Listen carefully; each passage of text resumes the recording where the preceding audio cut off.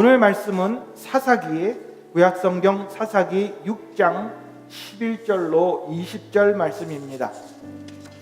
여호와의 사자가 아비에셀 사람 요아스에게 속한 오브라에 이르러 상수리나무 아래에 앉으니라. 마침 요아스의 아들 기드온이 미드안 사람에게 알리지 아니하려 하여 밀을 포도주 틀에서 타작하더니 여호와의 사자가 기드온에게 나타나 이르되 큰 용사여 여호와께서 너와 함께 계시도다 하매 기드온이 그에게 대답하되 오 나의 주여 여호와께서 우리와 함께 계시면 어찌하여 이 모든 일이 우리에게 일어났나이까. 또 우리 조상들이 일찍이 우리에게 이르기를 여호와께서 우리를 애굽에서 올라오게 하신 것이 아니냐 한 그 모든 이적이 어디 있나이까. 이제 여호와께서 우리를 버리사 미디안의 손에 우리를 넘겨주셨나이다 하니 여호와께서 그를 향하여 이르시되 너는 가서 이 너의 힘으로 이스라엘을 미디안의 손에서 구원하라. 내가 너를 보낸 것이 아니냐 하시니라. 그러나 기드온이 그에게 대답하되 오 주여 내가 무엇으로 이스라엘을 구원하리이까. 보소서 나의 집은 므낫세 중에 극히 약하고 나는 내 아버지 집에서 가장 작은 자니이다 하니 여호와께서 그에게 이르시되 내가 반드시 너와 함께 하리니 내가 미디안 사람 치기를 한 사람을 치듯 하리라 하시니라. 기드온이 그에게 대답하되 만일 내가 주께 은혜를 얻었사오면 나와 말씀하신 이가 주 되시는 표징을 내게 보이소서. 내가 예물을 가지고 다시 주께로 와서 그것을 주 앞에 드리기까지 이곳을 떠나지 마시기를 원하나이다 하니 그가 이르되 내가 너 돌아올 때까지 머무리라 하니라. 기드온이 가서 염소 새끼 한 마리를 준비하고 바로 한 에바로 무교병을 만들고 고기를 소쿠리에 담고 국을 양푼에 담아 상수리 나무 아래 그에게로 가져다가 드리매 하나님의 사자가 그에게 이르되 고기와 무교병을 가져다가 이 바위 위에 놓고 국을 부으라 하니 기드온이 그대로 하니라. 아멘. 우리는 지금 언더덕이라는 시리즈를 하고 있습니다. 언더덕이란 운동 경기에서 우승이나 이길 가능성이 적은 약자를 가리키는 말입니다. 이번 시리즈를 통해 우리는 성경에 나온 이런 언더덕들의 이야기에 대해 생각해 보고 있습니다. 그리고 우리는 오늘 기드온에 대해 생각해 보겠습니다. 우리에게는 어떤 큰 일을 하고 싶은 그런 마음이 들 때가 있습니다. 그러나 아무리 생각해 보아도 우리 힘으로는 도저히 그 일을 할 수 없는 것 같이 생각될 수 있습니다. 그 일을 할 수 있는 자원이 하나도 없는 것 같이 생각될 수 있습니다. 우리에게는 그 일을 할 수 있는 돈이나 인력이나 시간이 없다고 생각될 수 있습니다. 그래서 그 일을 하겠다는 용기가 나지 않습니다. 사사기 6장 말씀을 보면 용기가 없었던 언더덕에 대해 이야기가 나오고 있습니다. 이스라엘 민족들은 애굽에서 탈출해서 이제 가나안 땅에 정착해서 살게 되었습니다. 그러나 그들은 여전히 애굽에서 살 때와 같이 다른 나라의 지배를 받고 있었습니다. 그들은 이때 미디안 사람들의 지배를 받고 있었습니다. 그 당시 미디안 사람들은 이스라엘 사람들을 아주 못살게 굴었습니다. 수고해서 농사를 지어놓으면 닥치는 대로 약탈해 갔습니다. 수시로 가축들을 빼앗아 갔습니다. 그래서 이스라엘 사람들은 미디안 사람들을 피해 동굴에서 산에서 살고 있었습니다. 이스라엘 사람들은 미디안 사람들에게 농작물과 가축만 빼앗긴 것이 아닙니다. 이스라엘 사람들은 미디안 사람들에게 소망과 기쁨을 빼앗겼습니다. 이때 이스라엘 사람들이 한 것이 무엇입니까? 이들은 하나님께 기도하며 하나님의 도움을 구했습니다. 그리고 하나님께서는 그들을 구원할 언더덕을 찾으셨습니다. 그 사람의 이름은 바로 기드온이었습니다. 사사기 6장 11절은 다음과 같이 기록했습니다. 여호와의 사자가 아비에셀 사람 요아스에게 속한 오브라에 이르러 상수리 나무 아래에 앉으니라. 마침 요아스의 아들 기드온이 미드안 사람들에게 알리지 아니하여 밀을 포도주 틀에서 타작하더니. 기드온은 아주 용기가 없었던 그런 사람이었습니다. 그는 미디안 사람들이 자신이 추수한 것을 약탈해 갈까봐 두려워했습니다. 그래서 미디안 사람들이 볼까봐 두려워서 밀을 타작마당에 펼쳐놓고 타작을 하지 못했습니다. 타작마당에 펼쳐놓고 바람이 부는 데서 타작을 해야 되는데 그 대신 그는 숨어서 포도주 틀 안에서 밀을 타작하고 있었습니다. 숨어서 미디안 사람들이 볼까봐 숨어서 타작하고 있었습니다. 그런데 하나님께서는 이렇게 용기 없던 기드온을 택하셨습니다. 이처럼 하나님께서는 우리를 사용하셔서 우리의 가정이, 우리의 친구가, 우리의 직장이, 우리의 교회가 당한 어려움을 이기게 도우려 하십니다. 하지만 우리는 그 일을 감당할 용기가 없어서 그 일을 포기할 수 있습니다. 하나님께서 우리에게 누군가를 도우라 이렇게 부르시는데 용기가 없어서 그 일을 포기할 수 있습니다. 그 일을 하고자 하는 용기가 나지 않습니다. 이럴 때 우리는 어떻게 해야 합니까? 우리는 기드온이 배운 다음에 3가지 레슨을 배워야 합니다. 첫째로 저희가 읽은 말씀 가운데 12절로 14절 말씀을 보면 우리는 보이는 상황 때문에 압도되지 말아야 합니다. 12절은 다음과 같이 기록했습니다. 여호와의 사자가 기드온에게 나타나 이르되 큰 용사여 여호와께서 너와 함께 계시도다 하매. 기드온은 미드안 사람들에게 압제를 받으면서 7년 동안 살아왔습니다. 그래서 그는 미디안 사람들을 대항해서 싸울 용기가 나지 않았습니다. 그는 자신이 용사라고 절대로 생각하지 못했습니다.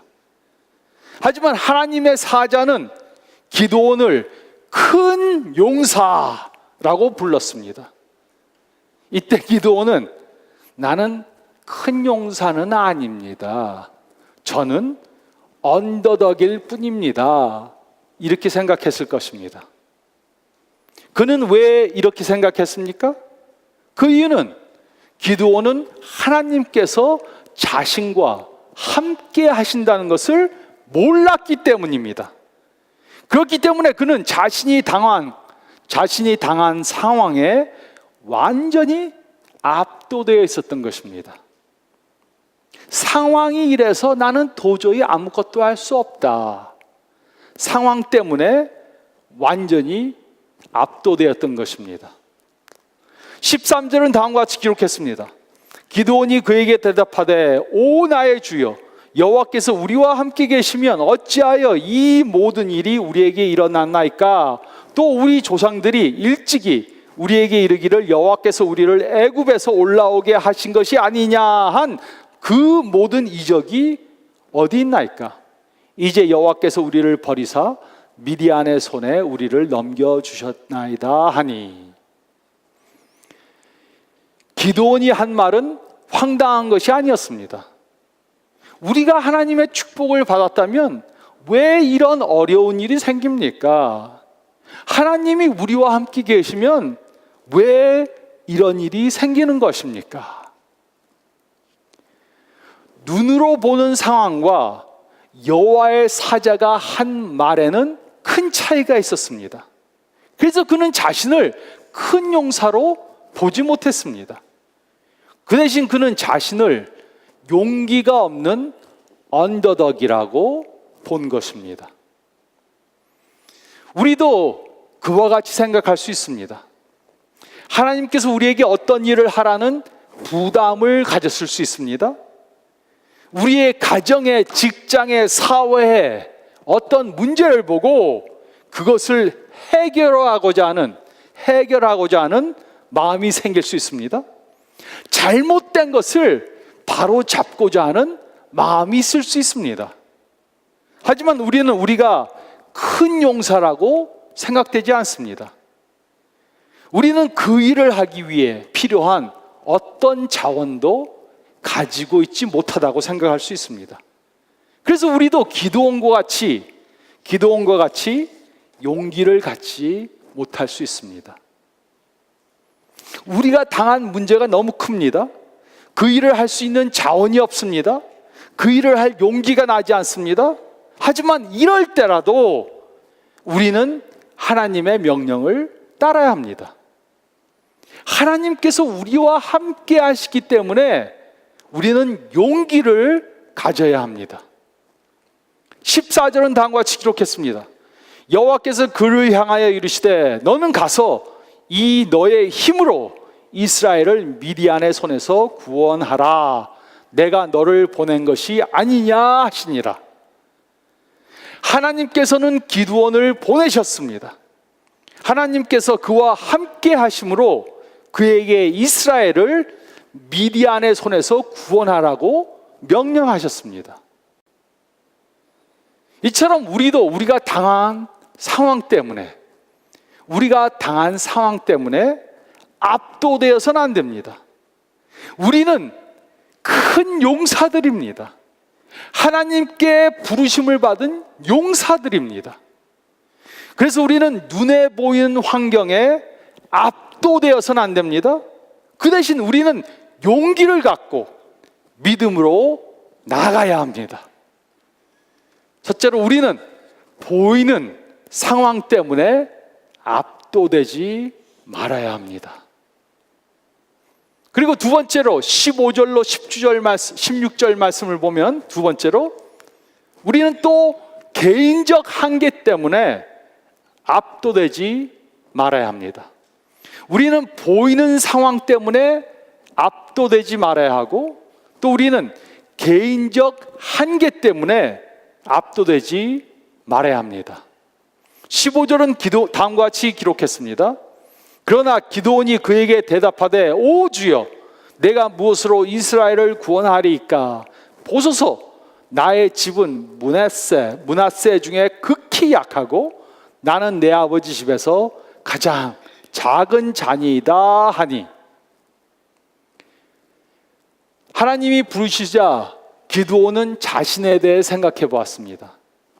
그의 집안은 므낫세 지파 중에서 내세울 것이 없는 가장 보잘것없는 그런 집안이었습니다. 그런 집안 가운데도 그는 가장 약한 하찮은 사람이었습니다. 그래서 그는 자신의 한계를 인식했습니다. 그래서 그는 하나님께서 주신 일을 감당할 수 없다 이렇게 판단한 것입니다. 그에게는 그 일을 감당할 용기가 없었습니다. 우리도 우리 자신들에 대해 이렇게 생각할 수 있습니다. 우리 자신을 보면 별로 내세울 만한 것이 없습니다. 잘난 부분이 없습니다. 그래서 미래에 큰 일을 할 수 있다는 자신감이 없습니다. 그래서 하나님이 주신 일을 포기하려고 합니다. 16절은 다음과 같이 기록했습니다. 여호와께서 그에게 이르시되 내가 반드시 너와 함께 하리니 내가 미디안 사람 치기를 한 사람을 치듯 하리라 하시니라. 하나님께서는 기드온에게 내가 너와 함께 싸우겠다 약속하셨습니다. 그렇기 때문에 미디안 사람들과 싸워서 승리하게 될 것이라고 약속해 주셨습니다. 하지만 그렇게 하기 위해 기드온은 자신의 한계 때문에 가지고 있던 그런 용기 없음을 이겨야 했습니다. 하나님께서는 그와 함께 하실 것입니다. 하나님께서는 그에게 필요한 자원들을 주실 것입니다. 물론 기드온에게는 한계가 있었습니다. 그의 힘과 능력과 지식과 지혜와 재능에는 분명한 한계가 있었습니다. 그에게는 미디안 사람들을 물리칠 인력도 없었습니다. 하지만 그는 기억해야 했습니다. 아무리 미디안 사람들의 숫자가 많아도 그는 그 사실 때문에 용기를 잃어서는 안 되었습니다. 그 이유는 바로 이것입니다. 기드온 플러스 하나님은 절대 다수이기 때문입니다. 기드온 플러스 하나님은 절대 다수입니다. 아무리 미디안의 숫자가 많아도 하나님께서 기드온과 함께 하시면 이스라엘의 숫자가 미디안의 숫자보다 훨씬 더 많아지는 것입니다. 그들의 숫자가 더 많고 강대한 것이었습니다. 그러므로 우리는 기억해야 합니다. 하나님께서 우리를 보내실 때 우리만 혼자 보내시는 것이 아닙니다. 하나님께서는 우리와 함께 가십니다. 그래서 우리는 혼자가 아닙니다. 그리고 하나님께서 우리와 함께 하시면 우리의 숫자는 셀 수 없이 많아지는 것입니다. 그래서 우리는 우리 혼자 할 수 없는 일들을 할 수 있게 되는 것입니다. 저는 이 사실을 분명히 믿습니다. 저는 설교를 열심히 준비합니다. 아마도 한 편의 설교를 위해서 한 40시간 투자할 것입니다. 제가 설교를 열심히 준비하는 것은 제가 저의 한계를 알기 때문입니다. 그래서 저는 미리 오랜 시간을 두고 설교를 준비합니다. 그럴 때 저는 하나님께서 저와 함께 하시면서 제가 설교를 쓰는 것을 도우는 것을 경험합니다. 깨닫지 못하던 것을 깨닫게 해주십니다.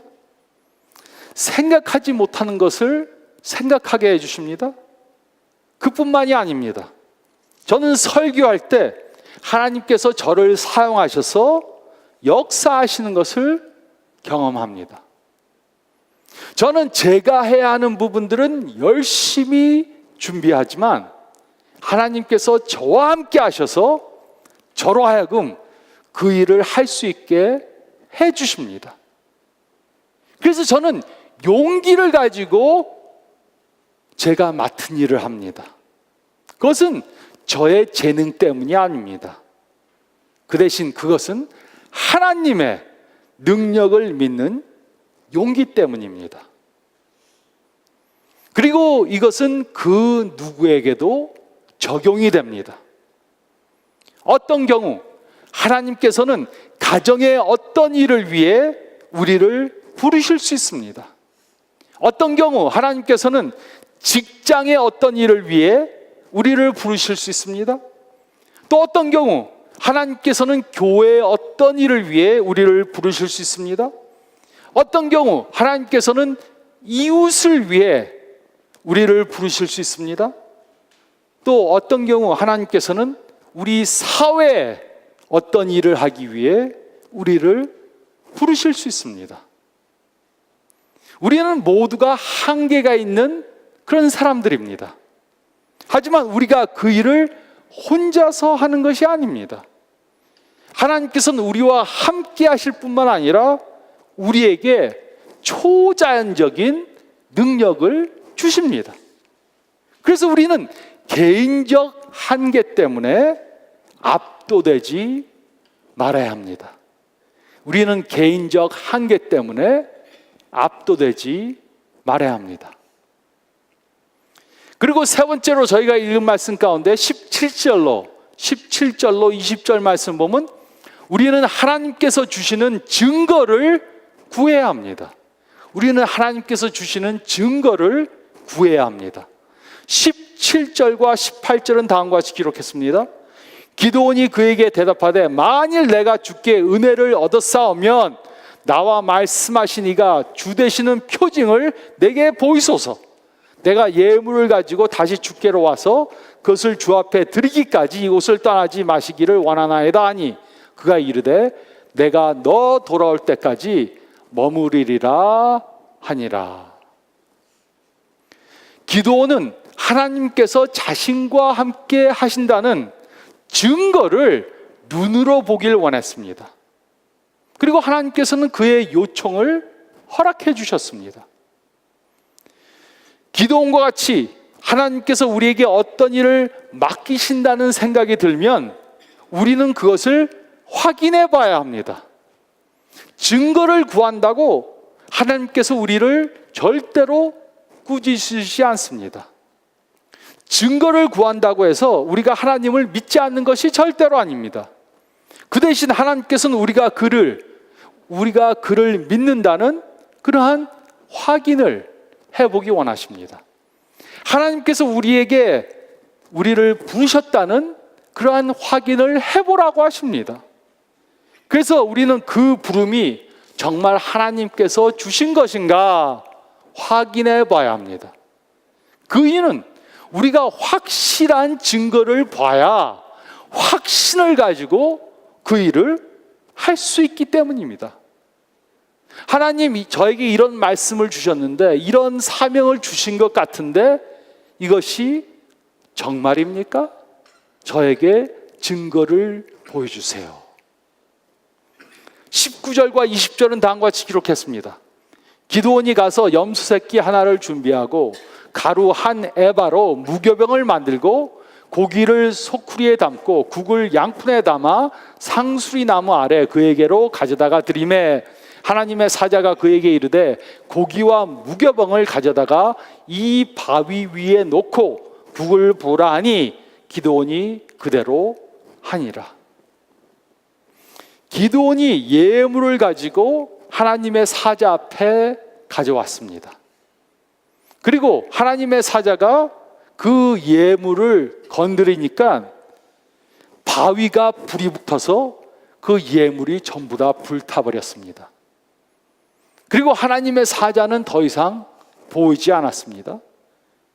이 사건을 통해 기드온은 이 일이 바로 하나님께서 주신 일이라는 확신을 가지고 믿음으로 용기를 가지고 그 일을 하게 된 것입니다. 이와 같이 우리가 용기를 가지고 하나님께서 맡겨주신 일을 하기 위해 우리에게는 그 일이 하나님께서 주신 일이라는 확신이 있어야 합니다.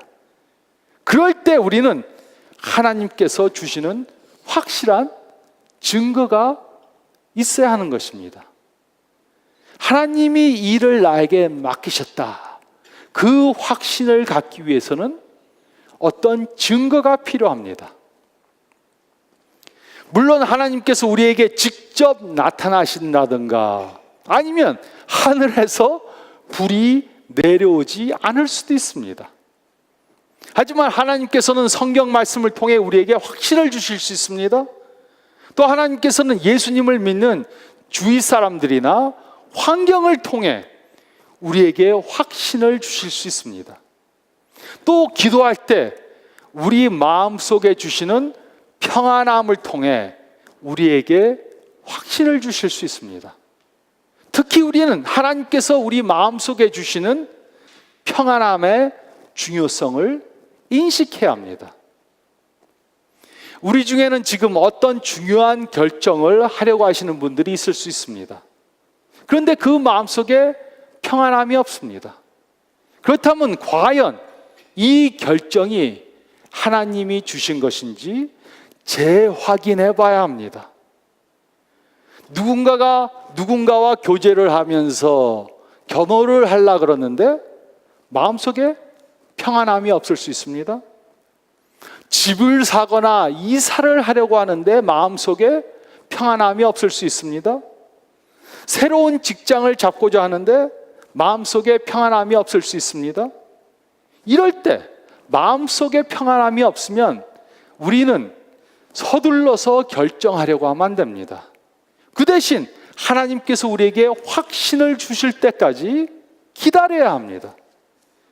하나님께서 확신하도록 주시는 증거를 구해야 합니다. 하나님이 주신 증거를 받고 기드온은 어떻게 했습니까?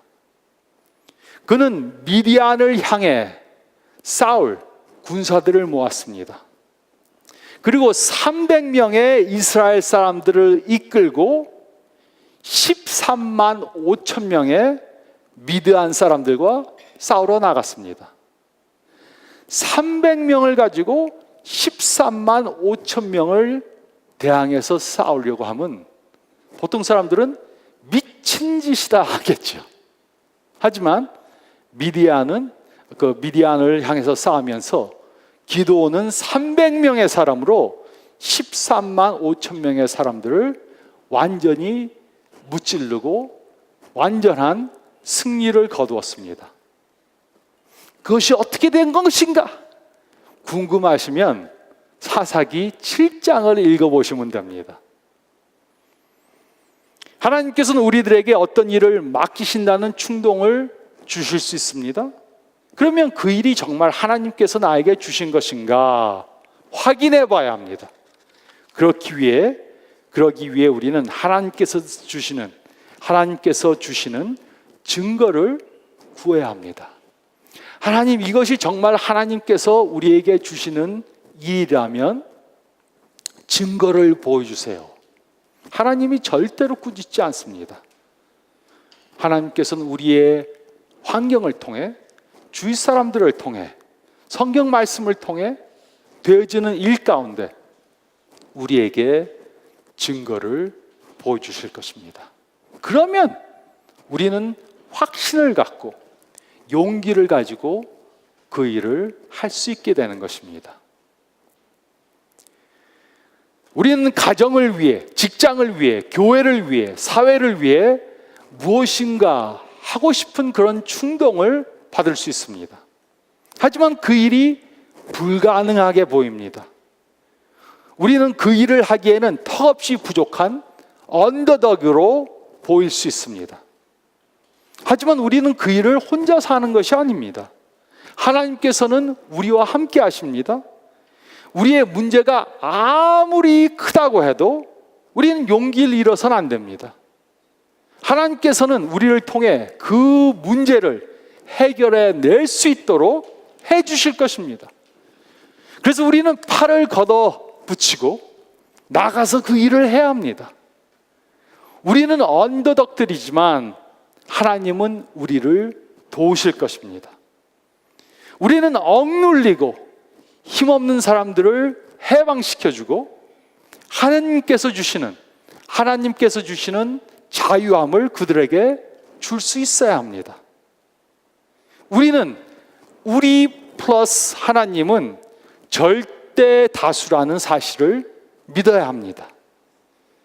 아무리 적의 숫자가 많더라도 우리에게는 문제가 되지 않습니다.